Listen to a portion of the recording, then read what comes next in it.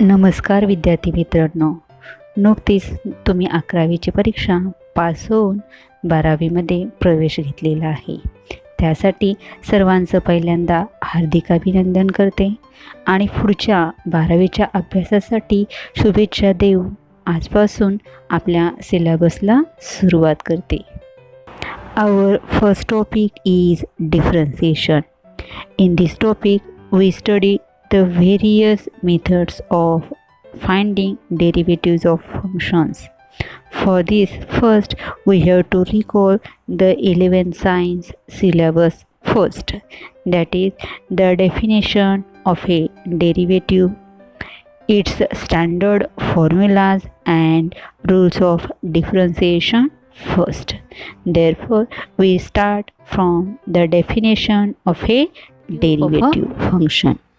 Definition is given by the derivative of y equal to f of x with respect to x at x is equal to a is given by f dash of a is equal to limit h tends to 0 f of a plus h minus f of a divided by h. बघा इथं काय सांगितलेलं आहे, y equal to f of x हे कोणतंही function असेल, म्हणजेच काय y इज इक्वल टू एक्समध्ये असणारं कोणतंही इक्वेशन असेल, एक्सच्या टर्ममध्ये असणारं इक्वेशन असेल, तेव्हा y या फंक्शनचा derivative with respect to x आणि कोणत्या ठिकाणी at x is equal to a असेल तर त्याची व्हॅल्यू आपण कशी काढतो, एफ डॅश ऑफ ए आणि इज इक्वल टू आपल्याला टर्म सांगितलेले आहे limit h tends to 0 f of a plus h minus f of a divided by h घ्यायचं आहे, which is also denoted by d y by d x. म्हणजे derivative दाखवण्यासाठी f डॅशने पण derivative दाखवू शकतो किंवा डी वाय बाय डी एक्सने सुद्धा आपण डेरिव्हेटिव्ह डिनोट करू शकतो. इथं बेसिक एक लक्षात घ्यायचं आहे की कोणत्याही फंक्शनचा डेरिव्हेटिव्ह आपण विथ रिस्पेक्ट टू फंक्शन ज्या व्हेरिएबलमध्ये डिफाईन केलेलं आहे त्याच्याशीच रिलेटेड घेऊ शकतो. म्हणजे Y is function of x आहे म्हणून इथं वायचा डेरिव्हेटिव्ह विथ रिस्पेक्ट टू काय येणार आहे, नेहमी एक्सच येणार आहे. म्हणून ती व्हॅल्यू आपण दाखवताना कशी दाखवतो, डी वाय बाय डी एक्सनी. लक्षात येतं का बघा, म्हणजेच काय सांगितलं, if y equal to f of x हे फंक्शन असेल then it's derivative with respect to short फॉर्ममध्ये आपण लिहून घेतलेलं आहे x is denoted by f dash of x और d y by d x. म्हणजे डिनोट करण्यासाठी वाय असेल तर त्याला डी बाय डी एक्स जोडायचा डेरिव्हेटिव्ह सिम्बॉल म्हणून, किंवा फंक्शन एफ असेल तर एफच्या वरती आपल्याला काय काढायचं आहे, डॅश काढायचं आहे, म्हणजेच एफ डॅश ऑफ एक्सनी. y equal to f of x ह्या फंक्शनचा डेरिव्हेटिव्ह आपण डिनोट कसं करणार आहोत, एफ डॅश ऑफ एक्स किंवा डी वाय बाय डी एक्सनी. नाव the process of finding derivatives is called as differentiation. म्हणजे काय, डेरिव्हेटिव्ह काढण्याची ही जी प्रोसेस आहे ह्या प्रोसेसलाच आपण काय म्हणणार आहोत, differentiation. And the function is called as derivable or differentiable. म्हणजे ज्या फंक्शनचा आपण डेरिव्हेटिव्ह काढू शकतो त्याच फंक्शनला आपण काय म्हणणार आहोत, डेरिव्हेबल फंक्शन और डिफरन्सिएबल फंक्शन म्हणणार आहोत. ह्याच्यानंतर आणखी एक लेबनिज नोटेशन म्हणून नोटेशन आहे, त्या नोटेशनमध्ये जी डेफिनेशन सांगितलेली आहे ती आपल्याला ह्यातले थेरम्स प्रूव्ह करत असताना यूज करावी लागणार आहे, म्हणून ते नोटेशन मी तुम्हाला एक्सप्लेन करते. For a differentiable function y equal to f of x if delta x is a small increment in x and the corresponding increment in y is delta y, then limit delta x tends to 0 delta y upon delta x is equal to dy divided by dx. म्हणजे इथं काय सांगितलेलं बघा, x ह्या टर्ममध्ये small increment काय आहे, delta x, corresponding y मधलं स्मॉल इन्क्रीमेंट कशाने डिनोट केलेलं आहे, डेल्टा वायनी. Then limit delta x tends to 0 delta y upon delta x is equal to काय असतं, d y by d x. इकडच्या टर्म्स काढलेले ते आपण डेल्टामध्ये काढलेल्या आहेत आणि इकडच्या ज्या टर्म्स आहेत ह्या कन्वर्ट कशामध्ये होतात, डीमध्ये. म्हणजे लिमिटमध्ये काढताना डेल्टा घ्यायचा आणि बाहेरच्या बाजूला फॉर्म्युल्यामध्ये टर्म काय ते डी वाय. आता इथं लिमिट घेत असताना डिनॉमिनेटरमध्ये जी डेल्टामधली टर्म आहे तीच टर्म लिमिटमध्ये तुमची असायला हवी, तरच ह्या टर्मची व्हॅल्यू कशामध्ये कन्वर्ट होते, डीमध्ये.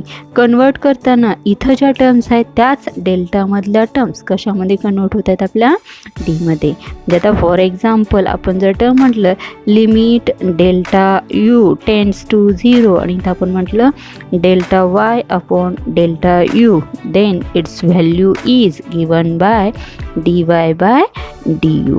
Similarly, if limit delta t tends to 0, delta x divided by delta t, then its value is given by dx divided by dt, etc. Now we recall the formulas of derivatives of standard functions which are derived by using the definition of derivative. म्हणजे काय, इथून पुढे आपण आता standard फंक्शनचे derivative पाहणार आहोत. हे डेरिव्हेटिव्ह शोधत असताना आपण तिथं डेफिनेशनचा यूज केलेला आहे, पण ह्या वर्षीच्या सिलेबसमध्ये तुम्हाला डेफिनेशन यूज करावी लागणार नाही आहे, तुम्हाला स्टँडर्ड फॉर्म्युले यूज करावे लागणार आहेत. म्हणून मी डायरेक्टली तुम्हाला फॉर्म्युलेज लिहून देते आणि ते फॉर्म्युलेज केव्हा आणि कसे यूज करायचे असतात तेही एक्सप्लेन करते. आता पाहूयात आपण some standard formulas of derivatives. Our first function or first formula is derivative of c is equal to 0 where c is a constant. म्हणजे इथं काय सांगितलेलं आपल्याला, c हे एखादं कॉन्स्टंट फंक्शन असेल तर त्याच्या डेरिव्हेटिव्हची व्हॅल्यू नेहमी किती घ्यायची आपल्याला, 0. कॉन्स्टंट फंक्शन कशाला म्हणतो आपण, जेव्हा एफ एक्स इक्वल टू फंक्शनमध्ये तुम्हाला देताना त्याची व्हॅल्यू फक्त एक कॉन्स्टंट टर्म सांगितलेली असेल, म्हणजे for example f of x is equal to 5 सांगितलेलं असेल किंवा 3 सांगितलेलं असेल, 7 सांगितलं असेल, 9 सांगितलं असेल, कोणताही फक्त एक नंबर सांगितलेला असेल, तेव्हा त्या फंक्शनला आपण काय म्हणतो, कॉन्स्टंट फंक्शन. कारण एक्सची व्हॅल्यू चेंज झाली तरीही ह्या फंक्शनची व्हॅल्यू चेंज होत नाही, म्हणून याला आपण काय म्हणतो, कॉन्स्टंट फंक्शन. अशा कॉन्स्टंट फंक्शनचा डेरिव्हेटिव्ह नेहमी किती असतो, 0. म्हणजेच फॉर एक्झाम्पल तुम्हाला काय म्हणावं लागेल इथं, डेरिव्हेटिव्ह म्हणजेच d by d x of 5 is equal to किती असतं, 0. 5च्या जागी कोणताही नंबर असेल तरीसुद्धा त्याच्या डेरिव्हेटिव्हची व्हॅल्यू आपल्याला नेहमी किती घ्यायची आहे, 0. दॅट इज डेरिव्हेटिव्ह ऑफ समजा 17 इज ऑल्सो इक्वल टू 0. म्हणजे फर्स्ट फॉर्म्युला काय सांगितलेला आहे, derivative of any single number असेल तर त्याची व्हॅल्यू किती घ्यायची असते, 0. फक्त नंबर असेल तरच. लक्षात येतं ना सगळ्यांना. नंतर second formula is the derivative of x raise to n is equal to n into x raise to n-1. म्हणजे इथं जेव्हा दिलेल्या फंक्शनमध्ये एक्स रेज टू n टाईपची टर्म असेल तेव्हा त्याच्या डेरिव्हेटिव्हची व्हॅल्यू घेत असताना ॲन्सर आपल्याला मिळणार आहे n. म्हणजे जो इंडेक्स आहे तो तसाच लिहा, इंटू एक्स रेज टू त्या इंडेक्समधून आपल्याला काय करायचं आहे, -1. फॉर एक्झाम्पल समजा आपण म्हटलं find derivative of x raise to 5, then here the value of n is 5, therefore write here first 5 into x raised to 5 minus 1, that is 4. Therefore derivative of x raised to 5 is equal to 5 into x raised to 4. Similarly, find the derivative of some another function that is considered x raised to 7.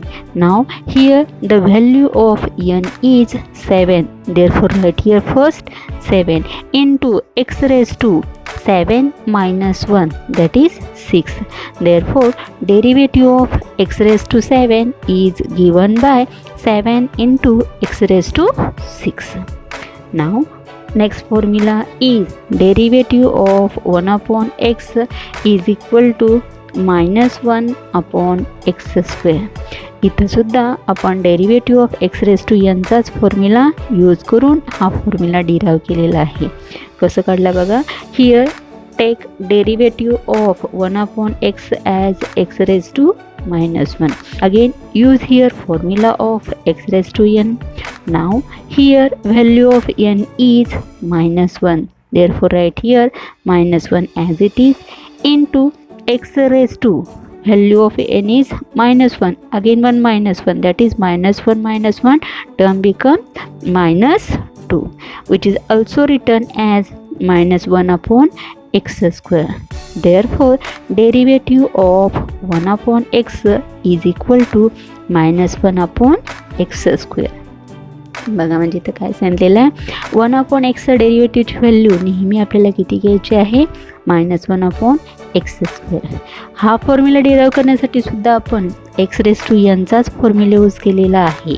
इथं आपण काय केलं, एक्सची ही term डिनॉमिनेटरमध्ये आहे आणि formula आपण केव्हा use करू शकतो, जेव्हा एक्स रेज टू एनची टर्म न्यूमरेटरमध्ये असेल तेव्हा. म्हणून डिनॉमिनेटरमधला एक्स आपण न्यूमरेटरमध्ये शिफ्ट करत असताना एक्सची व्हॅल्यू झाली एक्स रेज टू -1. इथं आता परत फॉर्म्युलाप्रमाणे यूज केली तर एनची व्हॅल्यू तुमची -1 आहे, -1 तसाच राहिला. एक्स रेज टू फॉर्म्युला काय आपला n-1, एनची व्हॅल्यू पण -1, आणखी एक -1 म्हणजे टर्म किती झाली -2. परत हा निगेटिव्ह इंडेक्स मला पॉझिटिव्ह करायचं असेल तर ही टर्म परत कुठे शिफ्ट करावी लागेल, डिनॉमिनेटरमध्ये. म्हणून याचा आन्सर काय आलं, -1/x square. Now similarly the next formula is derivative of 1/x raised to n is equal to n divided by -n divided by x raised to n plus 1. म्हणजे हा फॉर्म्युला डिराईव्ह करण्यासाठी सुद्धा आपण इथं एक्स रेज टू एनचाच formula use केलेला आहे. एक्स रेज टू प्लस एनची व्हॅल्यू न्यूमरेटरमध्ये येताना काय होणार, x raise to -n. and again use here for x raised to n, then we get its value as -n/x raised to n plus 1. इथं सुद्धा आपण 1/x raised to nचा derivative घेण्यासाठी एक्स रेज टू एनचाच formula use केलेला आहे. पण directly सुद्धा आपण त्याचा आन्सर फाइंड करू शकतो. जर डायरेक्टली आन्सर फाइंड करायचं असेल तर आपल्याला हा फॉर्म्युला यूज करता येतो. फॉर एक्झाम्पल समजा आपल्याला व्हॅल्यू फाइंड करायची आहे, derivative of 1/x raised to 3, then its value is given by, here the value of n is 3, therefore write here -3 divided by x raised to n, n's value 3 plus 1, that is -3/x raised to 4. Again one example is derivative of 1/x square is given by, now here value of n is -2, therefore we get here -2 divided by x raised to n plus 1, that is 2 plus 1 is equal to 3. Therefore derivative of 1/x square is given by -2/x cube, etc. Now the last term of x is derivative of root x is given by 1/2 root x. म्हणजे route एक्सचा derivative नेहमी आपल्याला किती घ्यावा लागतो, 1/2 root x. Now we will see the derivatives of trigonometric functions. म्हणजे आता आपल्याला ट्रिग्नोमेट्रिक फंक्शनच्या डेरिव्हेटिव्हची व्हॅल्यूज फाइंड करायच्या आहेत. Trigonometric functions means sin x, cos x, tan x, cot x, sec x and cosec x. In this the derivatives of cos x, cot x and cosec x are always negative. म्हणजे trigonometric फंक्शनमध्ये C लेटरनी start होणारे जे 3 functions आहेत, cos x, cot x and cosec x, ह्यांच्या डेरिव्हेटिव्हची value नेहमी negative घ्यायची आहे. लक्षात ठेवण्यासाठी ही छोटी ट्रिक सांगितलेली आहे. बाकीचे राहिलेले 3 डेरिव्हेटिव्ह्ज नेहमी काय असणार आहेत, पॉझिटिव्ह असणार आहेत. First term is derivative of sine x is equal to cos of x म्हणजे साइन एक्सच्या डेरिव्हेटिव्हची व्हॅल्यू नेहमी आपल्याला किती घ्यायची आहे, cos of x. Second formula is derivative of cos x is equal to, here the function cos start with letter c, therefore its derivative is negative, therefore write here minus sign first, and derivative of cos x is sin x, that is derivative of cos x is equal to minus sin of x. Sine एक्सचा डेरिव्हेटिव्ह cos x असतो आणि cos एक्सचा डेरिव्हेटिव्ह काय असतो, minus sine x असतो. Third term is derivative of tan x is equal by sec square of x, म्हणजे टॅन एक्सच्या डेरिव्हेटिव्हची व्हॅल्यू नेहमी आपल्याला किती घ्यायची आहे, sec square x. Next formula is derivative of cot x is equal to minus cosec square x.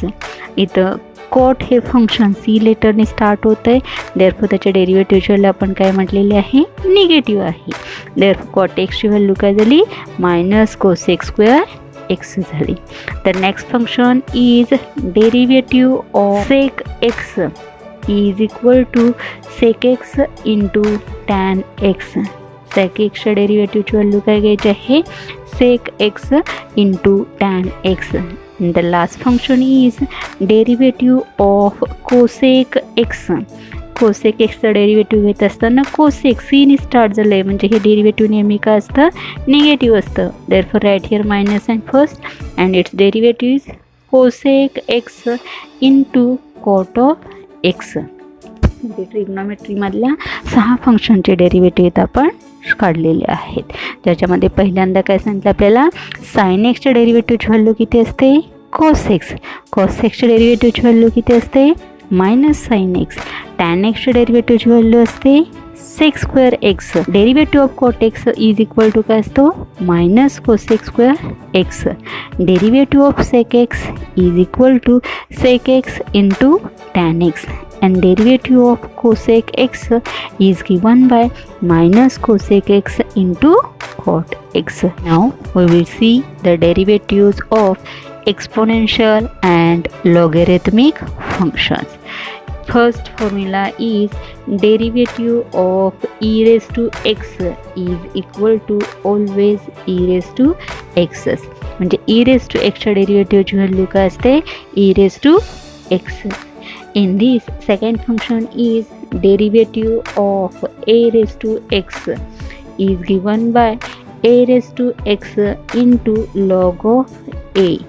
a म्हणजे कोणताही रिअल नंबर, दॅट इज कोणताही नंबर असेल त्यात रेस टू एक्स असताना त्याची डेरिव्हेटिव्हची व्हॅल्यू आपल्याला घ्यायची आहे.